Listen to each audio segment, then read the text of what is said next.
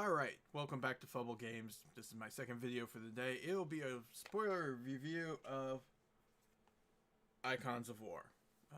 I will eventually buy the hard print-on-demand version of the book.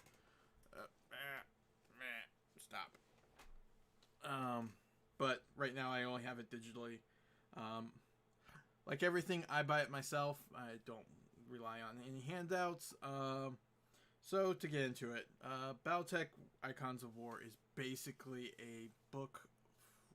The entire storyline happens during the Wars of Reaving and after. It's probably the first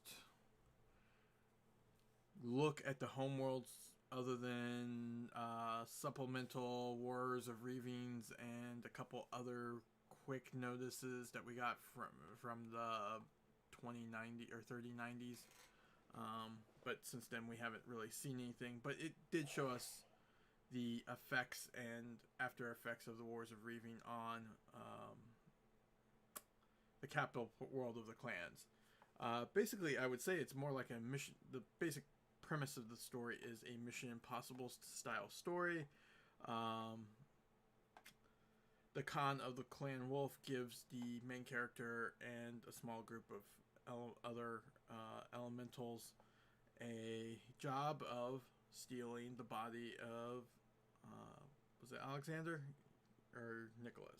Alexander Kerensky. And then changing and getting it back to the Inner Sphere. This is all leading up to the El Clan moment. But basically the premise is they're supposed to steal the body. They get delayed quite a few times. One time their dropship got blown up that they were going to use due to just a random act of something going off. So they had to replan. Some of them fell into, okay, maybe being a clan warrior isn't everything it was meant to be. But they still followed through what they had to do. Which, okay, that makes sense.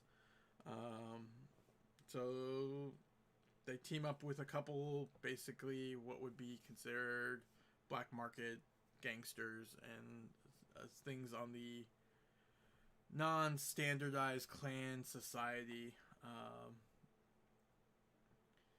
There's a lot of fringes right now in the clan society due to that they went from 16 clans down to 6 in a matter of less than 15 years. At least in the sector that they are in. There's still the 5 or 6 in the Inner Sphere. There's Goliath Scorpions are off doing whatever they're doing, where they merged with the one Periphery Nation. But yes, so basically there's a lot of holes in the society, and these people as they're waiting to do their mission, which I think takes almost 10 years for them to actually accomplish. They realize that, yeah, we're going to have to fall into these holes in the society and see what we can accomplish. And they do accomplish some. They actually become kind of the kingpin of the local sector. Not by trying, but because they had to. And then it actually spread across the entire cluster. So what ends up happening is they perform their mission. They actually have there is actually a decent set of fighting on the capital planet, and you start seeing that maybe the clanners their society. Some of the people on the mission start seeing that maybe their way isn't the 100% the right way, but that maybe they need to make adjustments to their society because the times are now changed. Everything's changed since the Wars of Reaving. Like I said, they're down to 6 clans or 5 clans in the Kerensky cluster and 5 or 6 clans in the Inner Sphere. which sounds like it's still 12, but really because they're separated now, it's really 6 and 6. And they're growing in two different ways. Um, so they finally get onto the McKenna's Pride. They end up having to steal the McKenna's Pride because they don't have enough time to grab the body. Because the body is actually in a preservation tube.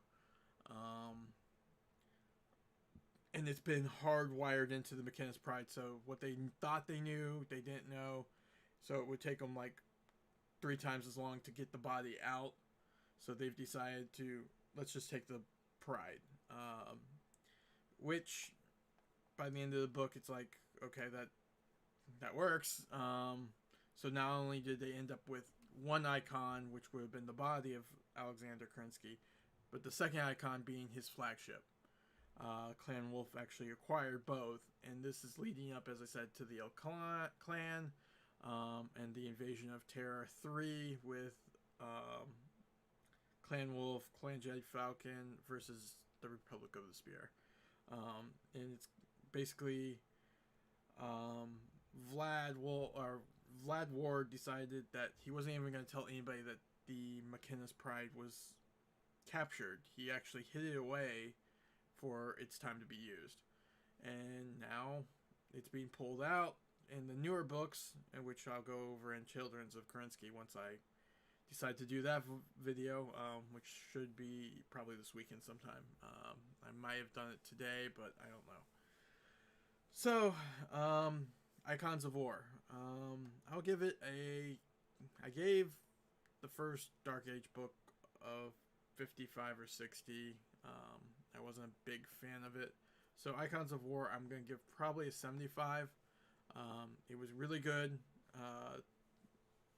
I felt showed different things happening in the Society of Clans and how clansmen fell out of the society, not the society villain, but the society of the clans, and were just cast off just because of either politics or because they got too old, or just they didn't fit in with anything anymore. So it was a good kind of societal look at the clans that we haven't really seen that much in depth. A lot of times it gets glossed over. I think the last time we really saw it was in Source Book, the clans. Was that the clans Children of Kerensky or Warriors of Kerensky? I forget which one. And that's from like 1999, 2000 maybe. So, and then we're just seeing how this will all shake out and how this will impact what happens in the future now. But yeah, there was a good probably 5 to 7 chapters about the battle they set up to disable the clans from being able to react to their mission of capturing the body. And it was big stompy robots versus big stompy robots versus elementals versus tanks and everything necessary. And warriors were allowed to be warriors, and it turned out pretty good. I'll give that, as I said, 75 out of 100. So we shall see, and thank you, and I will be back. If you haven't already, please hit the subscribe button. I will be playing Torchlight 3 today, and possibly, as I said, doing the review of Children's of Kerensky.